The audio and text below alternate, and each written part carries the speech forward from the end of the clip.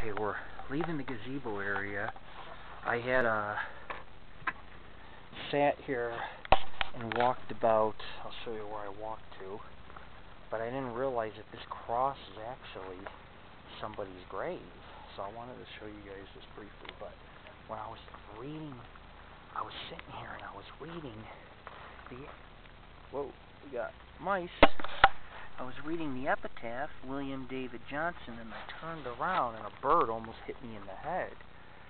The place is wild in the sense that there's, field mice, rodents, birds, there's all kinds of little things going on. But I had jumped a mile, and not because I was scared, but because I almost got hit in the head by a bird. What is it with me and birds? But anyways, I wanted to show you, here's the gazebo, right? Well, there's a little side gate you can go out of right here. And I didn't realize it. Whoa, getting some readings here. I didn't realize it, but you could almost really step over it. And you come across the gate, and what you come across is all these older stones. And what I'm going to do is I'm going to light it up a little bit for you to see.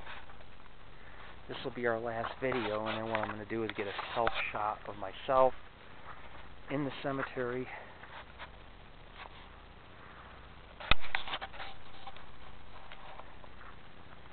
Bolin, Mary Bolin, Franklin Shirley. I'm just taking you guys to some of the older stones. Wife of John Carling died, 1884, 34 years old. Also infant son, peace to her ashes. And it also says, if you look on the top, in memory or memoriam, these are early pioneers of the Dayton area. And the gate's open on this plot. And then you come around, there's a lot of dogs barking, so I kind of got to be respectful and not too loud here, because you definitely have the locals coming in with their spotlights thinking their cemetery is being vandalized. But we come back to square one, and where I originally started the video in the beginning, this is the way I took, but I really didn't get to show you a lot of the stones. There's a lot of older stones that are along the one road. It seems like in this cemetery, when I look around, half of the cemetery has the pioneer stones, the other ones are all newer stones and not as fine craftsmanship, The newer stones are more like flat slabs laying on the ground. Most of them have solar lights, that look like candles flickering. But there's really nothing, there's not as much masonry work done as on this side of the cemetery, so we haven't really visited the newer side. I've been focusing more on the older side because I do feel that the older section is more relevant. These spirits have been around a while. Their graves have been vandalized. They're not happy about it.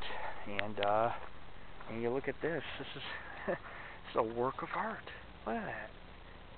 Obviously something was in the center, and it's gone. Gone in memoriam. And it says on here, George Gladgett died October 1861. He was 25. A brave and true man lies buried here. And I have nothing but respect for this stone. So we're going to continue on with the investigation. I really don't know what else I'll find here.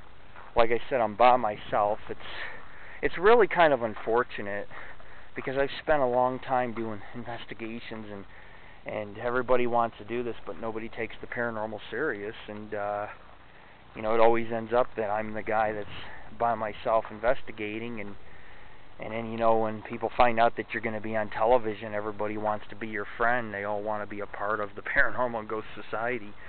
I didn't show you this in the video though, and I wanted to show you that somebody tried to dig up a gravestone here.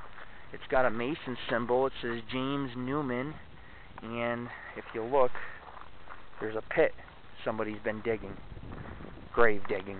So it's kind of a morbid scene to see. And I see a gate in here. We'll definitely take it to look real quick. Here we have a wood grave marker, which is actually standing compared to the others, but I'm still looking for the Old Virginie. And here's Mary Elizabeth Carling. A lot of Carlings, died 1880. 2 years, 7 months, 2 days. Thou art gone, darling wife. Actually 32 years, it's kind of worn. Thou art, darling wife, we shall hold thy sweet face on earth no more. Thou hast changed earthly mansion for a brighter shore. 49 days old. Bedded. Another child.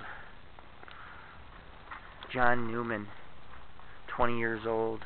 John Newman, 43 years old.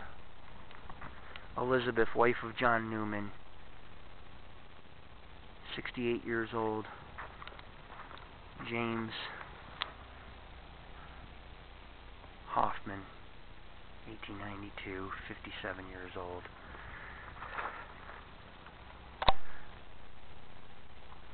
This is history, my friends.